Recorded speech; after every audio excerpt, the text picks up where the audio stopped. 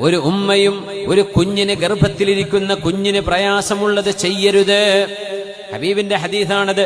ഗർഭം ധരിച്ചിരിക്കുന്ന പെണ്ണുങ്ങൾ തന്റെ വയറ്റത്തിരിക്കുന്ന കുഞ്ഞിന് ഉപദ്രവമാകുന്ന വിധമുള്ള ഭക്ഷണമോ അല്ലെങ്കിൽ ആ കുഞ്ഞിന് ഉപദ്രവമാകും വിധം മടിപിടിച്ച് വ്യായാമമില്ലാതിരിക്കുന്നതോ, ആ കുഞ്ഞിന് ഉപദ്രവമാകുന്ന മരുന്ന് കഴിക്കുന്നതോ, ആ കുഞ്ഞിന് ഏതെങ്കിലും തരത്തിൽ മാനസികമായോ അല്ലാതെയോ ഒരു കുഴപ്പം വരുന്ന വിധത്തിൽ ഡെലിബറേറ്റ് ആയിട്ട് ഡിപ്രഷൻ അടിച്ചു കിടക്കുന്നതോ ഒന്നും ചെയ്യരുതേ.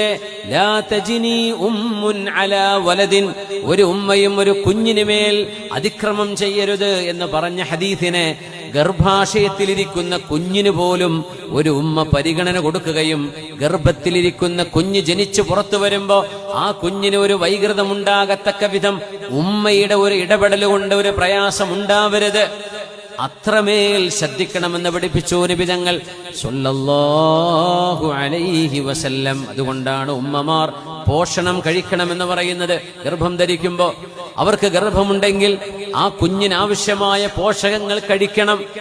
നമ്മൾ അങ്ങനെ ഡോക്ടർമാർ എഴുതിയാൽ അത് അവര് വെറുതെ പൈസ ഉണ്ടാക്കാൻ വേണ്ടി എഴുതാൻ അങ്ങനെ പറയും. ഒരുപക്ഷെ ഏതെങ്കിലും വല്ല വൈറ്റമിൻസോ എന്തെങ്കിലും നമ്മുടെ ശരീരത്തിൽ ഡെഫിഷ്യൻസി ഉണ്ടെങ്കിലാ അവരത് എഴുതിത്തരാ, കഴിച്ചേക്ക്. നമ്മൾ ചോറും കറിയും കഴിക്കുമ്പോൾ ഒരുപക്ഷെ വേണ്ടത് അതിൽ നിന്ന് കിട്ടിക്കൊള്ളണമെന്നില്ല, വിശപ്പ് മാറിയേക്കും. പക്ഷെ ഒരു കുഞ്ഞിന്റെ പോഷണത്തിന് ആവശ്യമായത് കിട്ടിയില്ല എന്ന് വരും. വെറുതെ നമുക്കത് വാങ്ങിക്കാൻ പറ്റും, അതൊരു ഉപദ്രവമുള്ള സാധനമൊന്നും അല്ല, ബോഡിക്കും കുഞ്ഞിനും ഉപകാരമുള്ളതാണ് എന്ന് ബോധ്യപ്പെടുന്നതെങ്കിലും നിർബന്ധമായും കഴിച്ചിരിക്കണമെന്ന. എന്തേ?